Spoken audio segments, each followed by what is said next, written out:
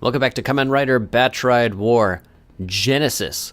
The final piece of DLC has actually just come out today, and that's Ghost's Tokan Boost form, which gives him a few new icons that are not in use in his standard form, but also this shows his ultimate form, or what we believe to be his current ultimate form, which is from the episode that just aired last Sunday as of the recording of this. So I'm going to hold off on using him until I get a better feel for what'll be a spoiler and what won't. Okay, so I let it go to a vote, and the winner is Kabuto and Faiz versus good old Hibiki up here, which I think is a pretty interesting combination. Let's just make sure it's possible. There's Kabuto and Faiz. Yes, perfect.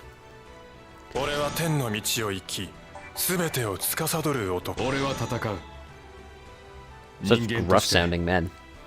I think this is a very interesting pairing because we've got two riders here, Kabuto and Faiz, who are sort of technology-based. In my view, there's three main types of riders. You got your technology-based riders who have their equipment given to them, and it could just as easily be taken away, you know, it's very interchangeable. It almost doesn't even matter who's using it. Mostly it's the secondary riders who fall under that. There's magic-based riders, which I believe Hibiki counts as one of those. Wizard obviously does. It's explicitly stated his magic is, his abilities are magic-based. And then there's sort of miscellaneous or natural or kind of just generally unexplained, such as Deno, where he has to be given the rider pass, but his belt is an innate part of him. You know, it's not explicitly said to be magic, and therefore it's his natural ability to be Deno. But today I'm playing as Kabuto. This was actually one of the first Rider series I've ever watched. Hang on one sec. That's better. And it's what really got me into Kamen Rider to begin with.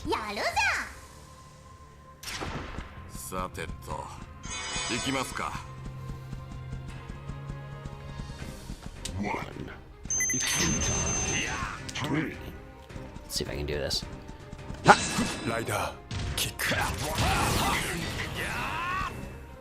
So, in the world of Kabuto, a meteorite falls and destroys utterly an entire town. I'm blanking on the details, but a meteor drops and kills like 1 million people. It's brutal. And, you know, the climate of the area has changed forever. Worse than that, from that meteor emerged worms. Countless worms. Now these worms, I'll talk about Hibiki in a bit, because he's an interesting fellow. But these worms have the ability to take not only the shape and likeness, but indeed the entire memory of a person and perfectly take their place in society. Which is a pretty scary thought. And they often kill whomever's form they take, you know, to prevent any confusion.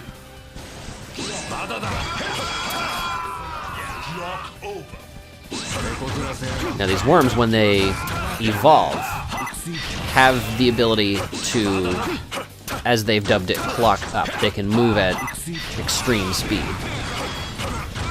So a rider system is developed by Zect to counter the worm threat.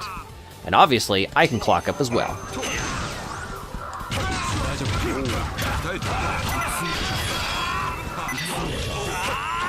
So enter Tendo Soji, who shows up on the scene and pretty much just claims the Kabuto Zector for himself, as though it's been waiting for him his entire life. And you can tell from his sort of cocky stance and the way he does his rider kick. It's got a bit of a wind-up. But it's a very cocky sort of, oh, you lucky, lucky guy. It's a counter kick. And usually done blind. There's not too much I can say about the character himself other than he is, you know, arrogant to the point it's funny. Like, it honestly doesn't get old. It's very, very funny. Especially because it's all earned. Like, he is a super duper expert in absolutely everything he does. And again, you would think that would get kind of tiresome, but no, it's usually played. Sometimes it's played straight, and sometimes it's played for comedy. But either way, it's always a good time.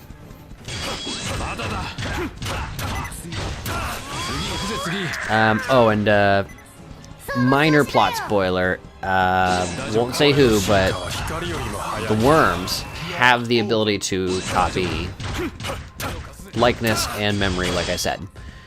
Sometimes, and this is some Doctor Who level stuff, sometimes they absorb a personality that is so strong, it actually completely overwrites any memory or instinct that the worm itself had. In effect, they forget that they are a worm. And indeed, main character is discovered to be one very late in the series, so I'm not going to say any more about it. That presents an interesting situation. It's not Kabuto, by the way. I'm just going to spoil that. It's not Kabuto. He is human through and through. Sort of in the same sort of themes, Faiz there, who's skirting around. Another sort of technology-based rider. Gets his equipment from a high-tech company called Smart Brain. And it's very technology-themed. So he transforms using a cell phone. It's kind of hard to see there. He has a punch move that's facilitated with a camera. He sort of flips down the handle and holds it, and then slots a mission memory, I think it's called, from his phone into it, and it turns it into a weapon. A lot of the stuff used in Faiz is recognizable high-tech stuff, which is pretty fun. But much like the worms, the antagonists of Faiz, the Orphanox, will kill a person through a fairly gruesome method, which I'm a little surprised they show in Saturday morning cartoons, but I guess they're just that much more badass in Japan. You get to see like an X-ray, like Mortal Kombat 10 style, of like a tentacle going down the throat and vaporizing the heart of the victim, which is pretty creepy. But when a human is killed in this way, there's something like a 1% chance that that human will revive a couple hours later as an Orphanox. And although they retain all of their memories of being human, they are reborn with an innate understanding that they are now more than human. And that they, I don't know, some of them feel they have a responsibility to kill all humans and take their place as rightful rulers, whatever. And some don't feel that way.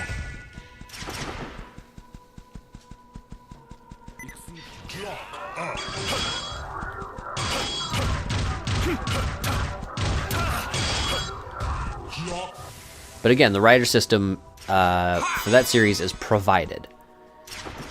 And they actually make a big show of whenever he shows up, he has to like take the belt out of the briefcase and slap it on and like get his other accessories ready to go. They make a big show out of the equipment, which is not something they do normally. Oh, hang on, I've got a little side boss here.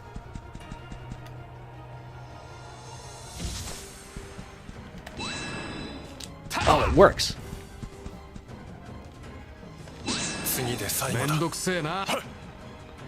I had to read up how to do this. Yep, figured out the old double rider kick. That worked, right? Yeah, we got him.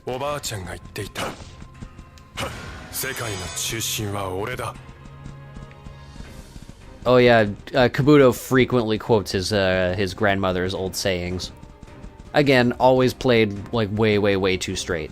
It's hilarious every time. Ugh.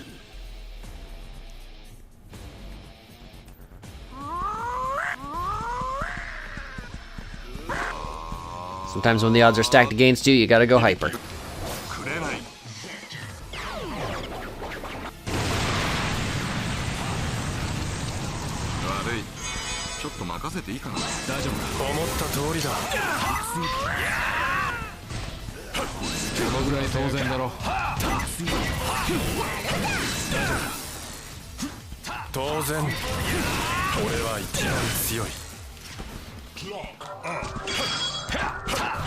Of course, you don't always have to. Sometimes you just need a little clock up.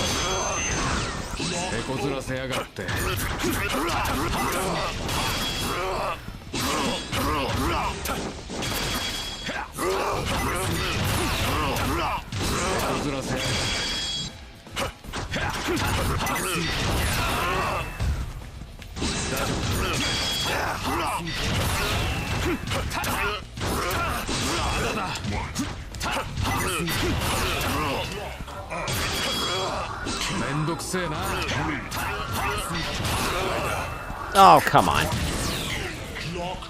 It's tricky to do his rider kick. You gotta just absolutely know what's gonna connect.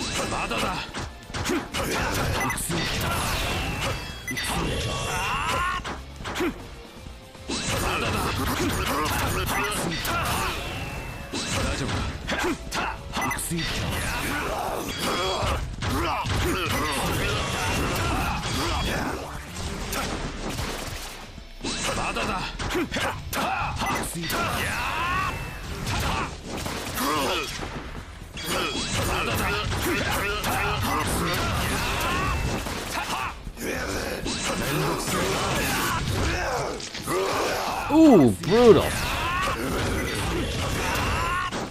Yeah, that reminds me. I assume, I did not watch a whole lot of Hibiki. For reasons that I will expand upon in the next mission, because I'm going to play as him next. Just to balance the fight.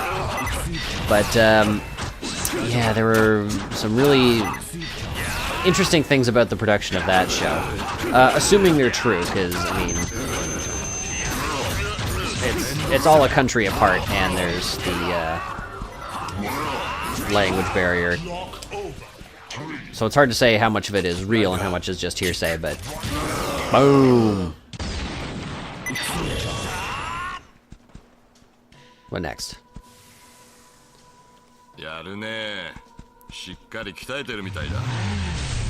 Woo!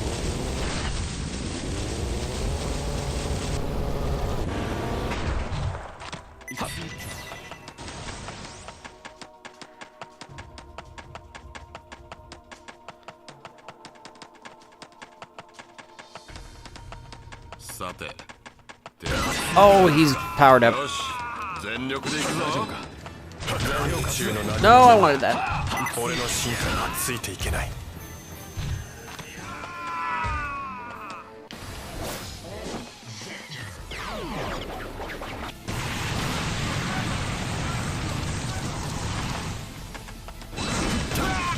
This is surprisingly little amount of damage.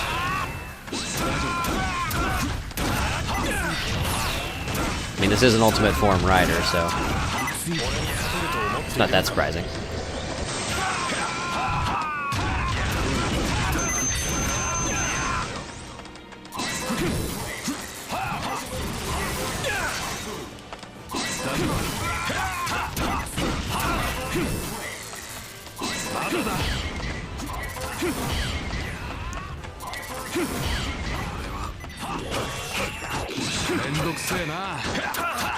Oh yeah, one last ability of Kabuto, and it's not one they use very often, but right at the beginning I used Cast Off, so in the same way a bug might, I don't know, shed its shell or whatever, I shed an upper layer of armor in order to increase my speed and attack power and enables the use of clock up ability at the loss of armor. But I can use put on and put that back on. So you can see I become much, much, much slower. But I gain a couple different abilities, like the ability to very cockily use my gun here. Oh, shot him right in the back. And that's that.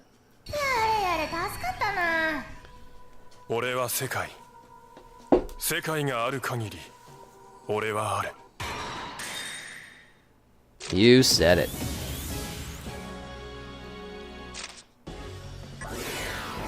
There we go. 2 technology riders versus 1 magic rider. So I'd say turnabout is fair play.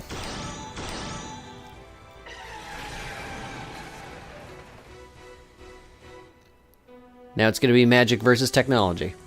Hibiki, Kenzan. So Hibiki and...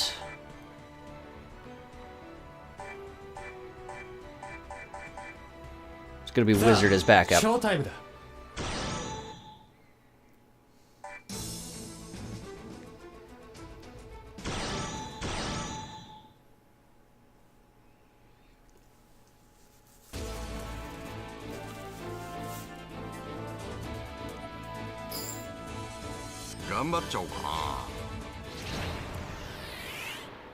So Hibiki's themes are Japanese devils, and the primary abilities of all the riders in it are sound. So he uses big ass taiko drumsticks.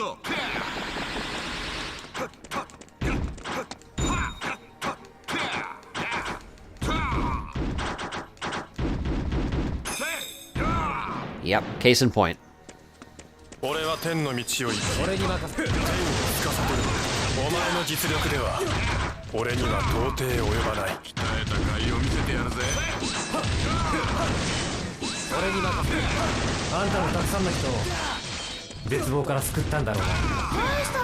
there isn't a whole lot I can say beyond it's you know, on the surface it's just a monster of the week kind of thing, using some fairly unique themes.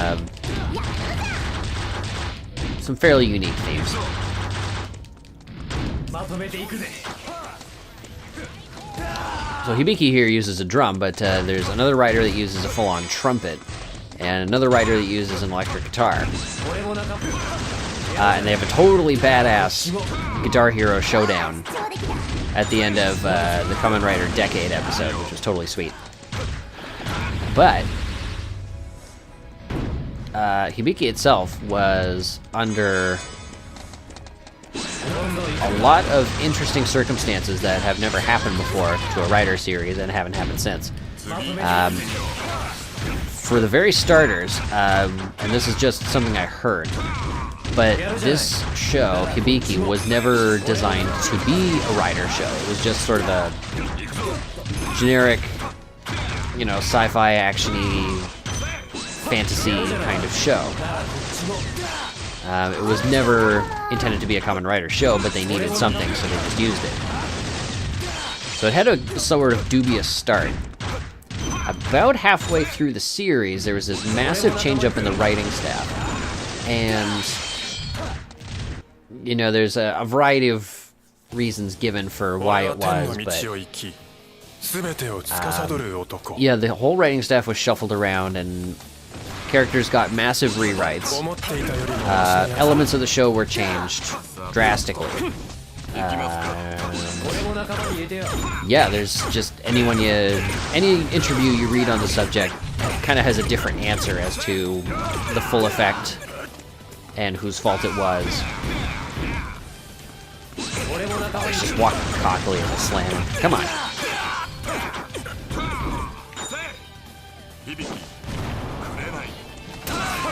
Oh.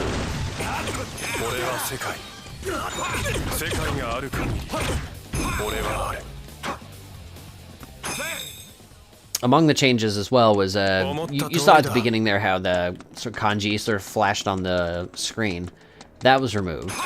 As well as any abilities of fire breathing, which for... I'm guessing that Hibiki's like a fire demon or something. You know, one of his abilities was to breathe fire, but allegedly it was removed because it was scaring children. Which I guess I could see. But again, it goes hand in hand with sort of, you know, bringing in a new writing staff, and then the director complains, so bringing in a new director, and, you know, the new writing staff influencing the new director too much, and very, very strange circumstances surround Hibiki. But despite that, he's still, you know, among the beloved series.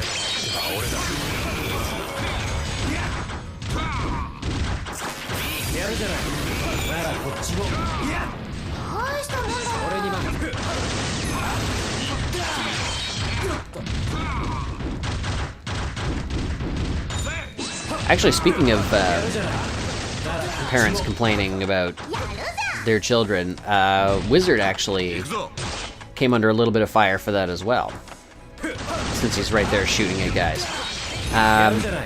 His character eats a lot of donuts, like a lot of just plain sugar donuts, and he's not seen eating anything else.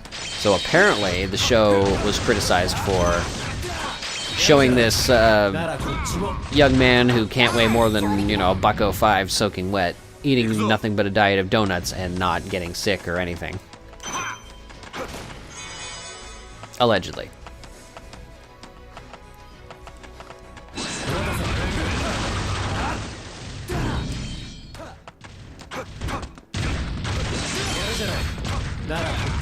And speaking of Wizard, I guess I'll give you the quick rundown of him as well. Life was great until a big magic eclipse hit, which caused about the 100 or so people who were witness to it to undergo a transformation. They became monsters, just sort of on the spot, and went into hiding. And this was true of everybody who witnessed this event. True of everybody except Haruto. Flipping around over there. Through sheer force of will, he managed to not turn into a monster and fly away to be fought later on. But he did inherit magic powers as a result. So within him lives a big scary CGI dragon, which is the source of his magic power. It also grants him the ability to transform into Wizard. And he transforms using magic rings, and his abilities are magic rings. And his belt has like a touchpad on it that's in the shape of a hand, and so does his gun. It's very interesting. Does not rank highly among my favorites. Mostly because I found Haruto to be just a really boring protagonist. Like, I wasn't really pulling for him at any time. But the show as a whole was reasonably interesting. Oh, that was close. Good combos from Hibiki. Yeah, you better run.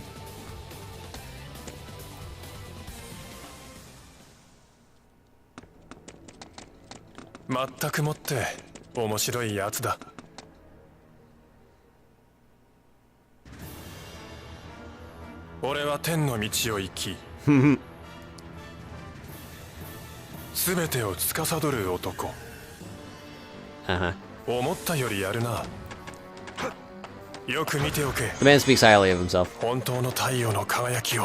is he? Oh, hiding up there for some reason. No, clocking up. That was lucky. Let's go Mega, see what happens. Oh, sweet.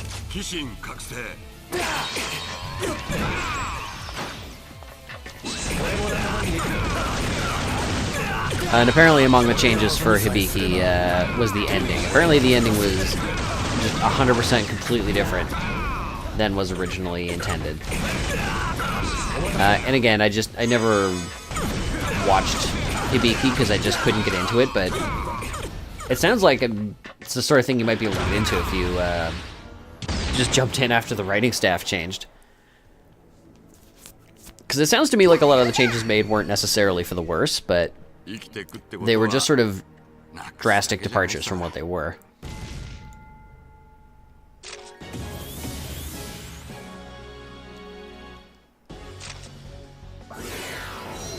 That concludes our Magic versus Technology run.